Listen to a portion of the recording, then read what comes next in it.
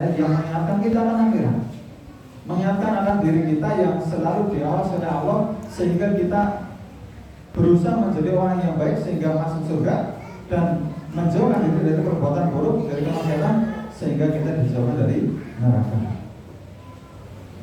Kemudian yaslaunaha yaumaddin, mereka masuk ke dalamnya pada hari pembalasan. Orang yang masuk neraka adalah akan dimasukkan ke dalam neraka pada hari pembalasan, karena setiap amal itu ada balasannya. Balasan yang paling buruk adalah seorang dimasukkan ke dalam neraka. Wa ma hum anha bighaibin, dan mereka sekali-kali tidak dapat keluar dari neraka itu. Bayangkan, kita itu gak bisa keluar dari neraka kalau masuk neraka, kecuali jika Allah telah menghendaki kita. Ya, seorang muslim dia tidak semuanya masuk surga. Ada kaum muslimin tapi masuk neraka. Tapi kalau orang umat Islam yang masuk neraka, dia akan dikeluarkan dari neraka. Tapi kalau orang kafir yang masuk neraka, dia tidak akan bisa keluar selama-lamanya. Jadi kata Allah SWT, tidak bisa keluar dari neraka. Kemudian ayat 17, wa ma adraka ma yaumuddin, tahukah kamu apa hari pembalasan itu? Tsumma ma adraka ma yaumuddin, sekali lagi, tahukah kamu apakah hari pembalasan itu? Diulang pertanyaannya supaya kita itu lebih perhatian, karena kita itu memang disuruh untuk selalu ingat akhirat. Yauma la tamliku nafsun li nafsin syai'an wal amru yauma idzin lillah, yaitu hari ketika seseorang tidak berdaya sedikit pun untuk menolong orang lain, dan segala urusan pada hari itu dalam kekuasaan Allah. Ini terjemah dari surat Al-Infitar. Hendaknya kita itu merenungkannya agar kita itu senantiasa ingat, dan kita sering-sering menemukan dalam Al-Quran, sehingga membuat hati kita hidup dan juga berdoa sama baik. Itu ya untuk renungan terhadap Al-Quran surat Al-Infitar. Sekarang akan kita lanjutkan pelajaran kita hadis Al-Arba'in An-Nawawi, hadis yang kedua tentang Islam, iman, dan juga ihsan. Sebagaimana telah kita pelajari di pertemuan sebelumnya, hadis ini, hadis dikenal dengan hadis Jibril, merupakan induknya hadis. Jadi kalau dalam Al-Quran ada induknya Al-Quran, itu surat apa? Al-Fatihah. Kalau dalam hadis juga ada induknya hadis, yaitu hadis ini, hadis Jibril, hadis tentang Islam, iman, dan juga ihsan. Di pertemuan terakhir kita membahas tentang bagaimana iman kepada Allah. Masih ingat bahwa itu iman kepada Allah itu ada berapa poin? Ada 4 poin, kan? Ada 4 poin. Jadi bagaimana kita beriman kepada Allah? Yaitu dengan kita beriman, kita yakin seyakin-yakinnya, pertama bahwa Allah itu ada. Yang kedua, Allah satu-satunya yang menciptakan, yang mengatur alam semesta, yang memberi rezeki, yang menghidupkan dan mematikan, dan perbuatan-perbuatan Allah yang lain yang khusus hanya Allah yang bisa. Apabila ada orang meyakini selain Allah bisa menciptakan, bisa memberi rezeki, bisa mengatur alam semesta, berarti dia telah menyamakan Allah atau menjadikan tandingan bagi Allah. Berarti dia telah berbuat kesyirikan. Yang ketiga, bagaimana kita beriman kepada Allah? Yaitu dengan kita meyakini seyakin-yakinnya hanya Allah lah yang berhak diibadahi. Hanya Allah yang berhak diibadahi. Apabila ada seseorang berkeyakinan selain Allah ada yang bisa diibadahi, ada yang boleh diibadahi, berarti dia telah menjadikan tandingan bagi Allah. dia telah berbuat kesyirikan. Yang keempat, kita meyakini seyakin-yakinnya Allah memiliki Asmaul Husna. Asmaul Husna itu artinya apa? Nama-nama yang indah, yang sampai pada puncak keindahan. Asmaul Husna. Dan juga sifat-sifat yang mulia. Kita yakini Allah memiliki nama-nama yang indah, yang keindahannya itu mentok gitu, sampai pada puncak keindahan. Itulah Asmaul Husna. Dan juga Allah memiliki sifat-sifat yang mulia, ya, dimana juga ada sifat-sifat khusus, ada nama-nama khusus yang hanya Allah saja yang boleh untuk dinamai dengannya, hanya Allah saja yang boleh disifati dengannya. Contoh, di antara nama Allah yang khusus adalah Ar-Razzaq. Artinya apa? Nama Allah Ar-Razzaq, yang maha pemberi rezeki. Berarti menamai selain Allah dengan nama Ar-Razzaq boleh apa enggak? Tidak boleh, karena itu hanya khusus untuk Allah saja. Bolehnya hanya dengan kita menambah, ya kalau nama orang kasih Abdul, jadi apa? Abdul Razzaq. Atau kalau nama masjid misalnya, kita kasih nama Baitur Razzaq, rumahnya Allah Ar-Razzaq boleh. Tapi kalau nama masjid Ar-Razzaq itu kata ulama tidak boleh. Termasuk dalam masalah sifat-sifat Allah. Maka kita juga imani Allah memiliki sifat-sifat yang mulia. Di antara sifat khusus bagi Allah yang hanya Allah saja yang memilikinya, yaitu mengetahui perkara gaib. Mengetahui perkara gaib. Maka apabila ada seorang meyakini selain Allah ada yang bisa mengetahui perkara gaib, berarti dia telah berbuat kesyirikan. Ini sekilas tentang iman kepada Allah yang teman-teman telah kita bahas.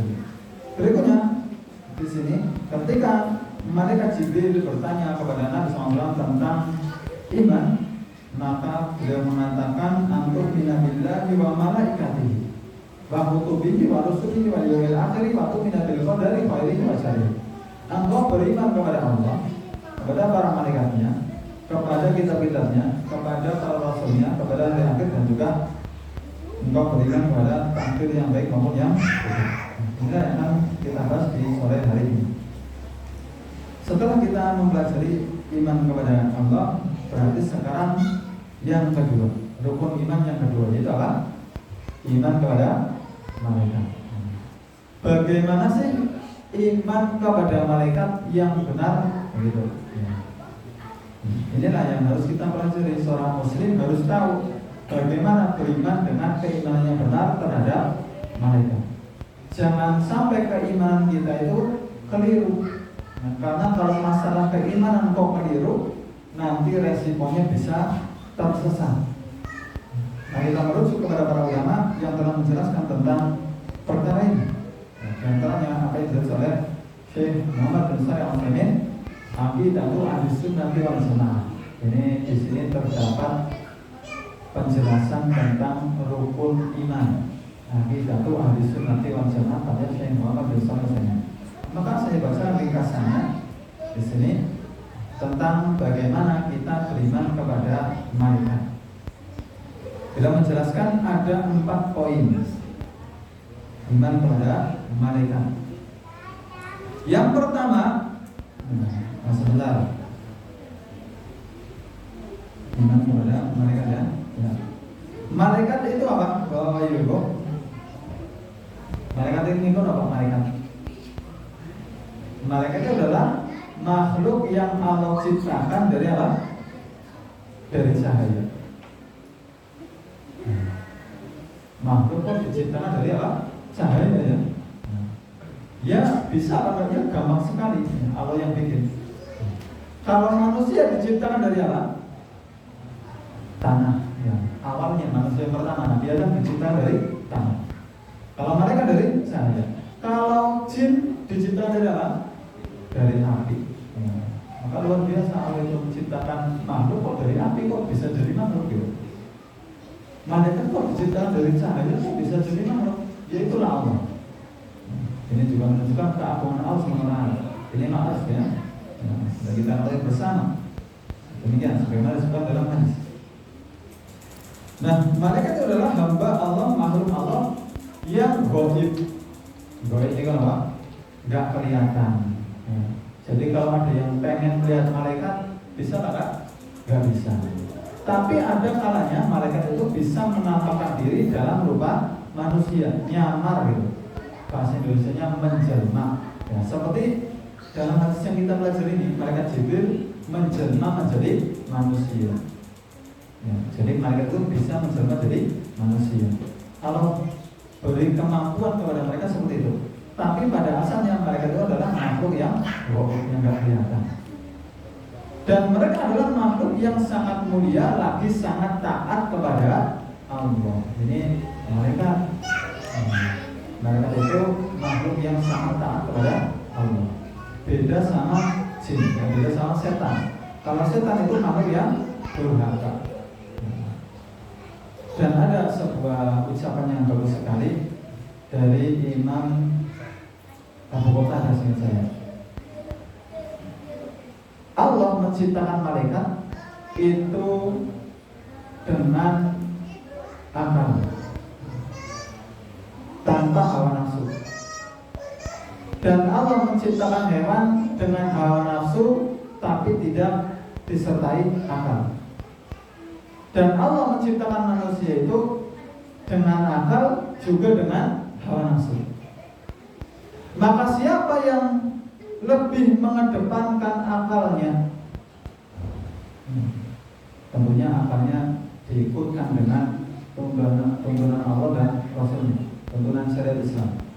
Siapa yang mengedepankan akalnya sehingga hawa nafsunya ya, tunduk kepada akalnya, ya, kemudian mengikuti syariat Allah, maka dia bersama malaikat.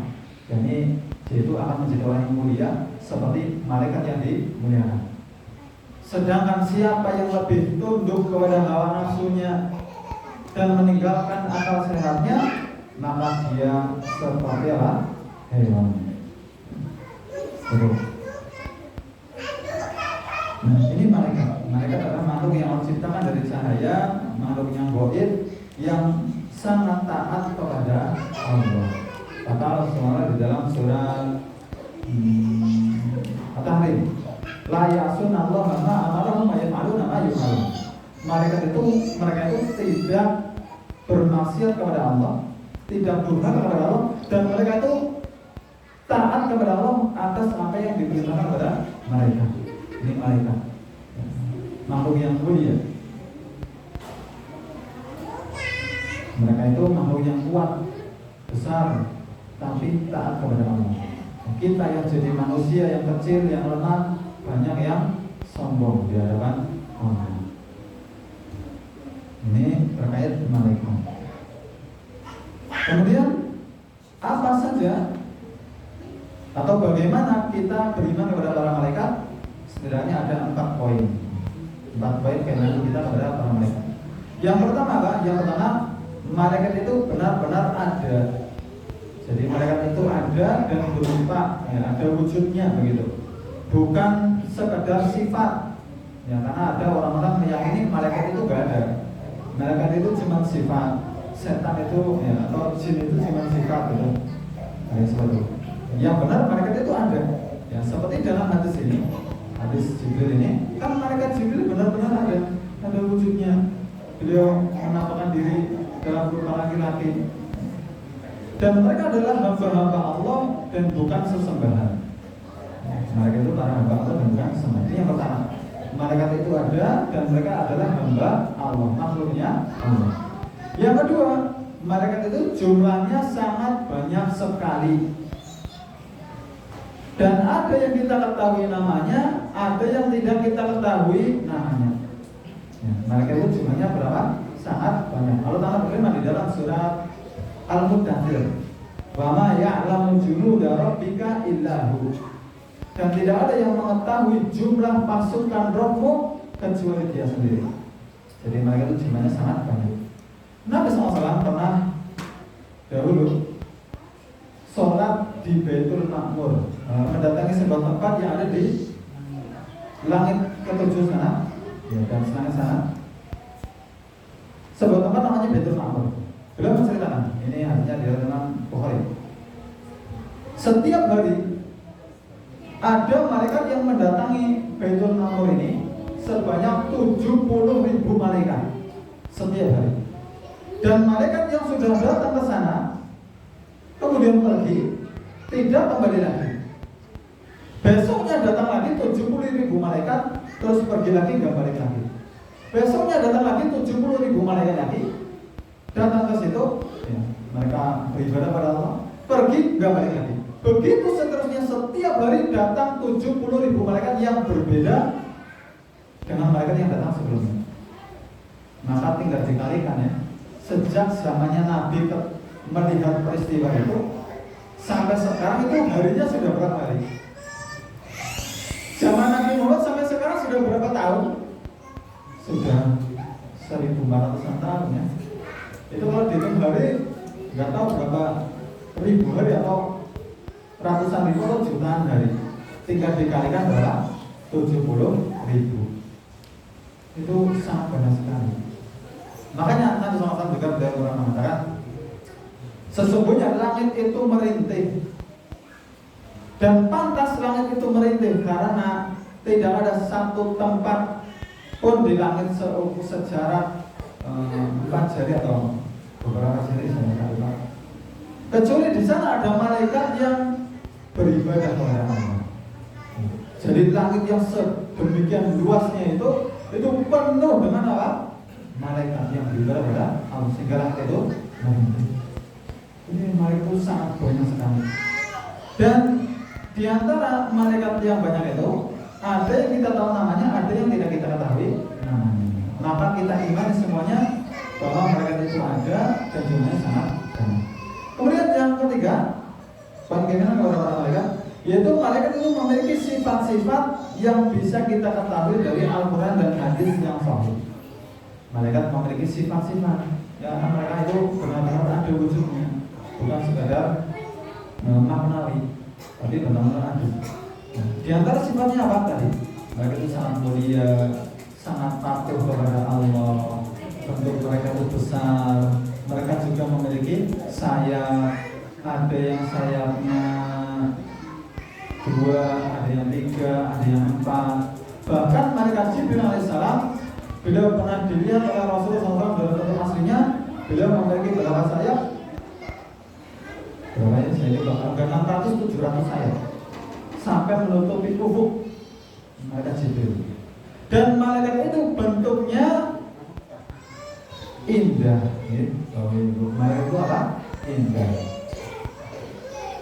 Jadi meskipun dengan bentuk yang besar, dan mungkin kalau jangan bayangkan ya, berarti yang ini ya, karena apa? Gede, terus sayapnya banyak, berarti ini tidak. Malaikat itu bentuknya apa? Indah. Dalilnya mana? Dalilnya adalah ucapannya para perempuan yang melihat Nabi Yusuf. Ya, nah bisa baca nanti di surat Yusuf. Yang mereka itu ketika melihat Nabi Yusuf, mereka itu sampai memotong-motong apa? Tangannya itu nggak kerasa. Saking gantengnya Nabi Yusuf. Itu melihat Nabi Yusuf itu sampai nggak kerasa, saking terpikatnya matanya melihat Nabi Yusuf. Tangannya itu ke perang sampai keluar darahnya. Itu nggak kerasa. Kalau perempuan itu melihat jenengan kira-kira gimana? Masih keras lah ya. Ini dilihat Nabi Yusuf. Ya. Orang yang dikaruniai kegantengan separuhnya penduduk bumi. Nah, itu luar biasa. Apa kata mereka? Ma hadza basyara in hadza illa malakun karim. Wah, ini bukan manusia. Ini adalah malaikat yang mulia. Jadi mereka menyifati Nabi Yusuf itu seperti apa? Malaikat, menunjukkan mereka itu apa? Ganteng, indah, rupawan. Malaikat. Jadi malaikat yang sifatnya yang baik-baik itu, mereka ternyata juga indah. Kemudian yang ketiga, iman kita kepada orang malaikat. Dan yang keempat, yaitu malaikat memiliki tugas dari Allah. Jadi mereka itu diciptakan oleh Allah memiliki tugas. ada yang kita ketahui tugasnya, ada juga yang tidak. Ya, ada yang memiliki tugas secara khusus, ada juga yang tugasnya umum. Ya, secara umum tugas para malaikat adalah beribadah kepada Allah. Dan ibadahnya para malaikat itu terus menerus, tidak kenal lelah, tidak kenal bosan. Luar biasanya. Kalau ciptakan malaikat itu seperti itu. Jadi ibadah terus, nggak pernah apa? Bosan, nggak pernah apa? Sampai. Makanya Bapak Ibu semuanya, seandainya manusia ini yang pada durhaka, yang pada bermaksiat, Allah binasakan semuanya. Kita ini, kita mungkin kan sering bermaksiat gitu. Allah binasakan kita. Allah rugi apa enggak? Allah rugi apa tidak? Tidak rugi. Allah tidak kehilangan. Allah masih punya hamba-hamba yang disebut malaikat itu, yang terus menerus beribadah kepada Allah setiap saat tanpa kenal lelah, tanpa kenal bosan. Itu sama manusia ibadahnya kadang-kadang, udah gitu masih sempat bermaksiat lagi. Makanya seandainya Allah binasakan kita semuanya, Allah nggak rugi. Makanya sebenarnya kita itu butuh kepada Allah. Allah nggak butuh sama kita. Kita ini yang butuh kepada Allah. Makanya kita harus beribadah, harus melaksanakan kewajiban-kewajiban. Jadi tugas malaikat adalah beribadah kepada Allah. Dan ada di antara mereka yang tugasnya itu khusus, seperti malaikat Jibril. Tugasnya apa? Menyampaikan wahyu kepada para nabi dan rasul. Kemudian malaikat Mikail, tugasnya apa? Malaikat Mikail, apa tugasnya? Menurunkan hujan dan juga menumbuhkan tanaman. Kemudian malaikat Israfil, tugasnya apa? Meniup sangkakala. Meniup sangkakala. Kemudian malaikat maut, tugasnya apa? Mencabut nyawa, mencabut ruh. Dan ada malaikat-malaikat yang lain. Kalau ada, kita mungkin belum pernah baca malaikat Israel. Itu dikatakan hadisnya dhaif, hadisnya tidak sahih. Maka kita tidak meyakini itu nama malaikat. Ada juga malaikat yang ditugasi menjaga neraka, menjaga surga, kemudian menjaga manusia. Dan Masya Allah, di antara hikmahnya, ketika Allah menjaga manusia dengan mengurus para malaikat, ini juga berkaitan dengan takdir Allah. Begini, ketika Allah berkehendak untuk menyelamatkan seorang manusia dari musibah, maka Allah tugaskan para malaikat itu yang menjaganya untuk menjaga orang tersebut. Tapi ketika Allah menakdirkan orang itu celaka, maka Allah jadikan malaikat itu membiarkannya sehingga dia itu mendapatkan kecelakaan. Kalau dia itu celaka atau dapat musibah. Ini kadang-kadang kita mungkin pernah dengar cerita ada orang naik motor buantar banget, terus rubuh, motornya guling-guling, motornya hancur gitu. Tapi ternyata orangnya nggak apa-apa, cuma luka dikit-dikit aja gitu. Padahal kecelakaannya luar biasa. Itu karena dia itu dijaga oleh malaikat. Dengan penjagaan Allah, malaikat menjaganya sehingga dia itu diselamatkan Allah dengan bantuan malaikat tadi. Sebenarnya kadang-kadang ada orang naik motor pelan-pelan, tahu-tahu rubuh, ternyata tangannya tugel, sikilnya tugel, parah lah pokoknya, atau bahkan ada yang meninggal dunia. Itu karena apa? Ya, malaikat membiarkan, karena itu takdirnya seperti itu. Nah ini dengan kita beberapa malaikat. Nah, saya ulang. Jadi poinnya ada 4 tadi. Yang pertama, malaikat itu apa? Ada. Yang kedua, jumlahnya sangat banyak. Ada yang kita tahu namanya, ada juga yang tidak kita ketahui namanya. Kita imani secara umum. Yang ketiga, malaikat memiliki sifat-sifat yang mulia. Yang keempat, malaikat memiliki tugas-tugas masing-masing. Ini iman kepada para malaikat. Berikutnya, iman kepada kitab-kitab Allah. Kitab yang dimaksud adalah kitab yang diturunkan oleh Allah kepada para rasulnya. Kitab yang dimaksud adalah kitab yang Allah turunkan kepada para rasulnya sebagai bentuk rahmat kepada makhluknya, dan juga sebagai petunjuk bagi mereka agar berbahagia di dunia dan di akhirat. Jadi kitab yang Allah turunkan itu fungsinya untuk apa? Sebagai petunjuk bagi manusia agar manusia meraih kebahagiaan. Seperti Al-Quran ya. Alif Lam Mim Dzalikal kitabu la raiba fihi hudan lil muttaqin. Alif Lam Mim. Inilah kitab yang tidak ada keraguan di dalamnya. Petunjuk bagi orang-orang yang bertakwa.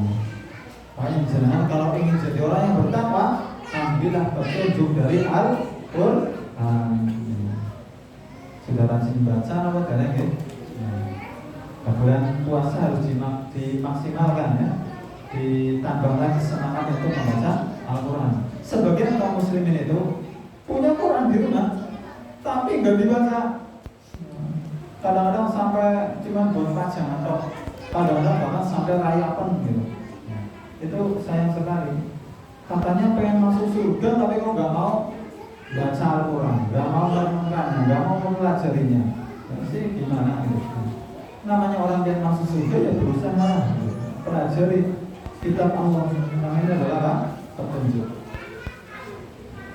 Itu kitab yang dimaksud. Kita beriman kepada kitab, yaitu kita beriman kepada kitab-kitab yang Allah turunkan kepada para rasulnya sebagai petunjuk bagi manusia agar berbahagia di dunia dan di akhirat. Nah, poin-poin keimanan atau pokok keimanan kita kepada kitab ada 4 poin. Bicara masih mau belum selesai ini, saya ringkaskan. Setidaknya ada 4 poin. Yang pertama, kita harus meyakini seyakin-yakinnya bahwa kitab-kitab Allah itu benar-benar diturunkan oleh Allah. Jadi kitab-kitab itu yang turunin siapa? Allah, dari sisi Allah. Yang kedua, kita mengimani bahwa semua kitab yang Allah turunkan itu, baik kitab kita ini semua kitab yang Allah turunkan. Ya, pokoknya kita imani Allah itu menurunkan kitab-kitab yang banyak. Ada yang kita tahu namanya, ada juga yang tidak kita ketahui namanya. Di antara nama yang kita ketahui nama ada kitab apa? Kitab yang Allah turunkan nama contohnya. Ada kitab Zabur. Nabi siapa? Nabi Musa ya. Kitab Taurat diturunkan kepada Nabi siapa? Daud. Kemudian kitab Injil diturunkan kepada Nabi siapa? Isa. Ada Al-Quran diturunkan kepada Nabi Muhammad. Satu lagi apa? Suhuf ya. Dalam ayat terakhir surat Al-A'la ya. Fi suhufi Ibrahim wa Musa. Suhuf itu Al-Quran kan kepada Nabi Ibrahim dan Musa. Ini yang kita ketahui. Adapun kitab-kitab lainnya yang tidak kita ketahui, kita imani secara umum. Pokoknya adalah kitab yang lain Allah turunkan, tapi kita nggak tahu namanya gitu. Kita imani. Yang ketiga, keimanan kita kepada kitab Allah, yaitu kita mempercayai semua kabar yang tidak dihapus dari kitab-kitab tersebut. Kita mengimani semua kabar yang ada di dalam kitab-kitab tersebut yang tidak dihapus. Seperti kita mengimani seluruh isi Al-Quran dan juga isi dari kitab-kitab terdahulu yang tidak dihapus atau tidak sebelum dirubah-rubah. Karena kitab yang ada sekarang selain Al-Quran itu merupakan kitab yang sudah dirubah-rubah, sudah bukan asli lagi. Kalaupun sekarang ada Zabur, kalaupun sekarang ada Zabur, maka Zabur yang ada sekarang beda dengan kitab Zabur yang diturunkan kepada Nabi Daud. Ketika sekarang ada Injil, maka kitab Injil yang ada sekarang sama apa tidak dengan Injil yang diturunkan kepada Nabi Isa? Sama apa? Tidak sama. Sudah berubah, dirubah-rubah oleh pendeta-pendeta Yahudi dan Nasrani itu kitab itu tadi. Kalaupun sekarang ada Taurat, maka Taurat yang ada sekarang itu sudah berbeda dengan kitab Taurat yang diturunkan kepada Nabi Musa. Nah, karena semua kitab itu telah mengalami perubahan, dirubah-rubah, ditambah-tambahin, dikurangi oleh orang-orang pendahulu. Makanya Bapak Ibu semuanya, boleh nggak kita itu membaca kitab Injil? Boleh nggak? Boleh? Boleh nggak? Kitab Injil? Jawabannya tidak boleh. Kenapa tidak boleh? Karena keimanan yang keempat, keimanan kita pada kitab, yaitu semua kitab terdahulu telah dihapus dan disempurnakan oleh Al-Quran. Jadi sudah disempurnakan oleh Al-Quran. Kita kalau mau tahu isi Injil, cukup dengan melihat isi Al-Quran. Ada dalam Al-Quran. Karena Al-Quran itu penyempurna kitab-kitab terdahulu. Kita kalau mau tahu isi Taurat, sudah ada dalam Al-Quran. Makanya kita hanya mengamalkan Al-Quran. Makanya tidak boleh seorang itu baca Injil, baca Taurat, ya. Apalagi meninggalkan Al-Quran terus beramal berpegang dengan Injil dan Taurat. Ini tidak boleh. Dulu sahabat Umar bin Khattab radhiyallahu anhu pernah suatu ketika dilihat oleh Nabi itu sedang membaca kitab Injil. Jadi Umar bin Khattab ini, ya, siapa? Umar bin Khattab. Kira-kira Umar bin Khattab itu imannya kuat apa enggak? Kuat sekali. Ilmunya banyak apa enggak? Banyak sekali. Tapi Umar bin Khattab ini, radhiyallahu anhu, yang beliau kedapatan terlihat oleh Nabi itu membaca kitab Injil, maka kata Nabi SAW, ya bukan Injil, Taurat. Umar melihat kitab Taurat, Nabi SAW mengatakan, "Afi syakin anta ya ibn Khattab? Apakah kamu ragu-ragu, wahai Ibnu Khattab? Wahai Umar bin Khattab, apa kamu ragu-ragu terhadap agamamu sehingga kamu buka-buka apa? Taurat. Laqad ji'tukum biha bayda'a taqiyatan walau kana Musa hayyan ma wasyahu illa tibai." Aku telah membawakan kepadamu Al-Quran yang putih bersih. Seandainya Musa masih hidup, yani Nabi Musa, seandainya Nabi Musa masih hidup, tidak ada pilihan baginya kecuali mengikuti aku. Karena kenabian sudah ditutup dengan Nabi Muhammad SAW, maka kitabnya juga sudah ditutup dengan Al-Quran. Para ulama mengatakan, kenapa kita tidak boleh membaca Injil, membaca Taurat, membaca Zabur? Karena dikhawatirkan nanti ada sesuatu kebenaran di situ, sesuatu yang benar kita yakini sebagai sesuatu yang salah, atau ada sesuatu yang batil, yang salah di situ, kemudian kita meyakininya sebagai sebuah kebenaran, sehingga kita menjadi apa? Tersesat. Ini para ulama itu kalau kita mendapati ada Injil, kita jangan baca. Atau kalaupun sudah ada bukunya, maka dibakar saja, dibakar atau dipendam, ya, seperti yang disampaikan oleh Abdullah bin Abbas. Itu, jadi kita nggak boleh baca ini. Jadi mungkin barangkali jangan kapan-kapan ke toko buku gitu ya. Kadang-kadang ada di toko buku, ada jual Injil, sejauh sih tempat sana, ya. Kayak apa sih? Boleh apa enggak? Nggak boleh ya, nggak boleh. Kalau ini tadi, di situ ada kebenaran, tapi jangan nggak percaya, padahal benar. Atau di situ ada sesuatu yang salah, tapi yang sedangkan yang ini sebagai sebuah kebenaran. Para ulama mengatakan, yang boleh itu hanya para ulama yang mereka ketika membaca Injil, membaca Taurat itu untuk membantah isinya atau untuk menjelaskan kebenaran Islam, itu baru boleh. Para siapa yang boleh? Ulama yang mereka sudah kokoh keilmuannya.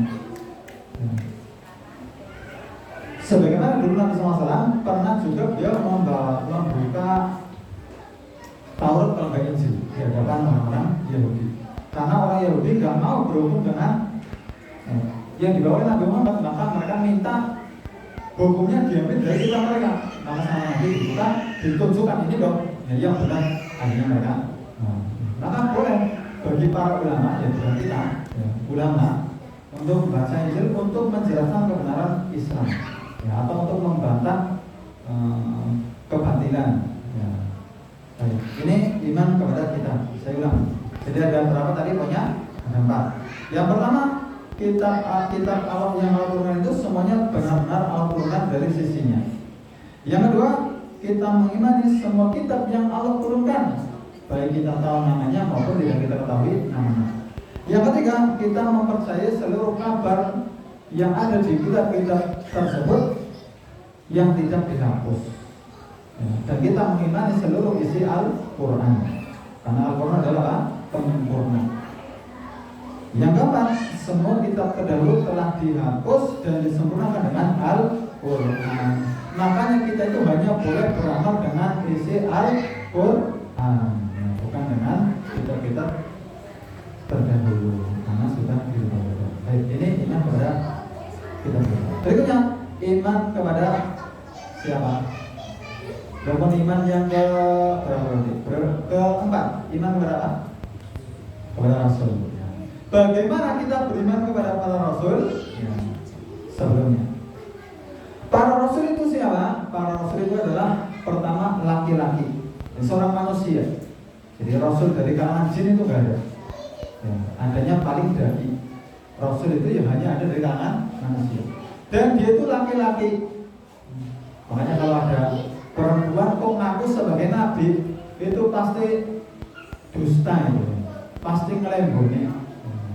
Ada apa enggak perempuan ngaku nabi? Ada. Terus dia itu diberi wahyu oleh Allah.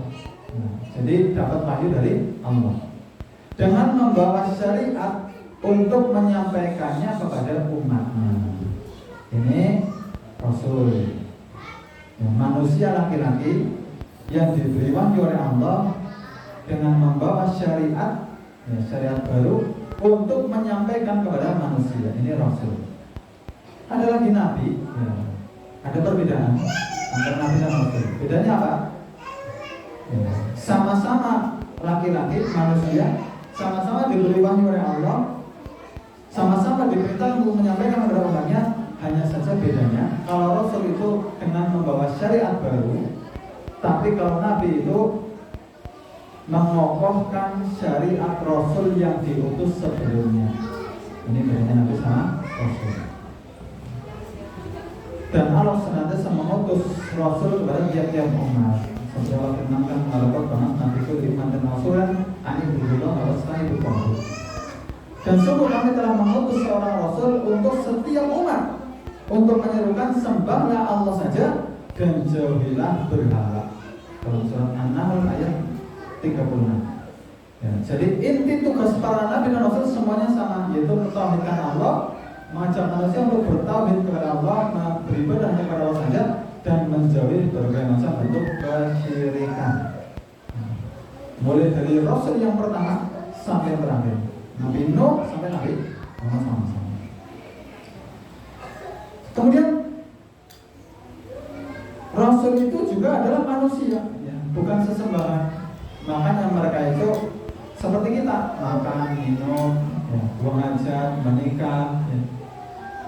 Tapi tidak memiliki sifat ketuhanan, makanya tidak boleh disembah, tidak boleh diibadahi, karena mereka adalah makhluk. Nah, pokok keimanan kepada Rasul apa saja? Ini juga ada 4 poin. Kita meyakini seyakin-yakinnya. Yang pertama, para Rasul membawa risalah kebenaran yang berasal dari Allah. Membawa risalah kebenaran yang berasal dari Allah. Dan mereka mendapatkan mukjizat yang mengokohkan kebenaran mereka. Jadi kita imani seperti itu.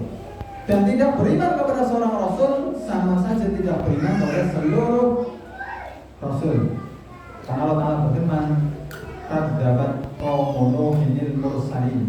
Jadi antara dalilnya, kaumnya Nabi Nuh itu telah mendustakan para Rasul. Atau kaumnya Nabi Nuh itu mendustakan seluruh Rasul. Padahal yang didustakan oleh kaumnya Nabi Nuh itu siapa? Ya cuma Nabi Nuh saja. Tapi Allah katakan mereka itu telah mendustakan seluruh Rasul. Ini menunjukkan kalau kita tidak beriman kepada seorang rasul, sama saja tidak beriman kepada seluruh nabi dan rasul. Maka kita imani semua rasul itu mereka membawa kebenaran dari Allah. Yang kedua, kita beriman kepada semua rasul yang Allah utus. Kita imani semuanya, baik kita tahu namanya maupun tidak kita ketahui namanya. Yang kita ketahui namanya siapa semuanya? Adam, Idris, Nuh, Hud, Saleh, Ibrahim, Lut, dan seterusnya. Yang paling utama di antara semua nabi dan rasul itu adalah ulul azmi. Yang jumlahnya berapa? 5. Siapa saja ulul azmi? Nabi Nuh, Nabi Ibrahim, Nabi Musa, Nabi Isa, Nabi Muhammad. Ini ulul azmi. Dan yang paling utama dari 5 ulul azmi ini adalah Nabi kita Muhammad Sallallahu Alaihi Wasallam. Yang ketiga, kita harus meyakini kebenaran semua kabar yang sah yang berasal dari mereka. Jadi semua kabar yang mereka sampaikan yang itu sahih kita imani. Makanya ketika Nabi Muhammad SAW menceritakan akan terjadi hari kiamat, kita harus yakin benar-benar akan terjadi. Ketika Nabi Muhammad menyampaikan orang yang sudah mati kelalan dibangkitkan, dimintai pertanggungjawaban, kita juga harus mengimani. Jadi kita percaya kepada para nabi dan rasul itu. Yang keempat, kita beramal dengan syariat rasul yang diutus kepada kita. Yaitu kita beramal dengan syariatnya Nabi Muhammad Sallallahu Alaihi Wasallam. Jangan kita milih-milih. Wah, saya tak beramal sama syariatnya Nabi Isa aja, nggak boleh. Atau dengan ajarannya Nabi Khidir misalnya, nggak boleh ya. Kita harus ikuti ajaran Muhammad SAW. Karena beliau adalah penutup para nabi dan rasul, dan beliau adalah pemimpinnya para nabi dan rasul, beliau terakhir yang membawa syariat untuk seluruh umat manusia. Makanya kalau ada orang mengaku nabi, boleh nggak jangan percaya? Kalau sekarang ada orang Indonesia ngaku nabi, jangan percaya nggak? Hah? Tidak boleh percaya.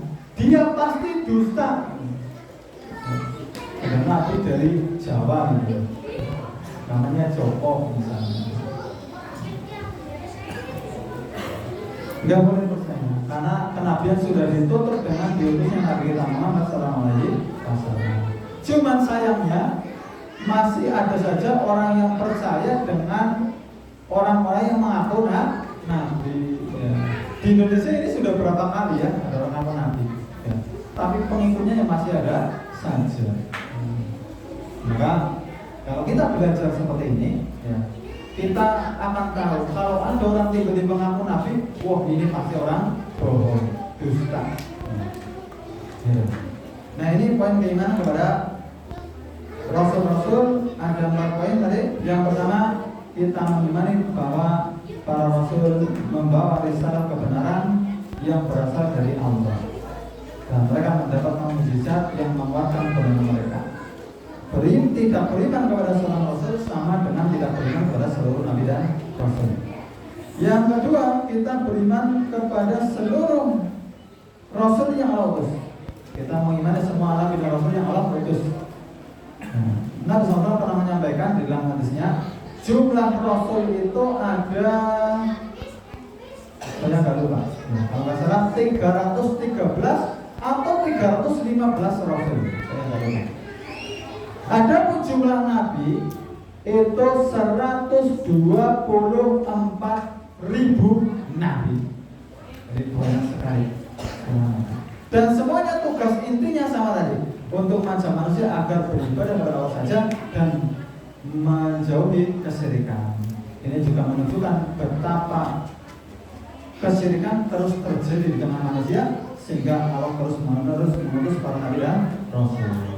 Yang ketiga, kita harus meyakini kebenaran semua kabar yang sah dari mereka. Yang keempat, kita beramal dengan syariat Rasul yang diutus kepada kita, yaitu syariatnya Nabi Muhammad Sallallahu Alaihi Wasallam saja. Demikian komisi kita di sore ini. Saya kita dulu mengatakan nanti membahas tentang hadis Jibril. Wassalamualaikum warahmatullahi wabarakatuh.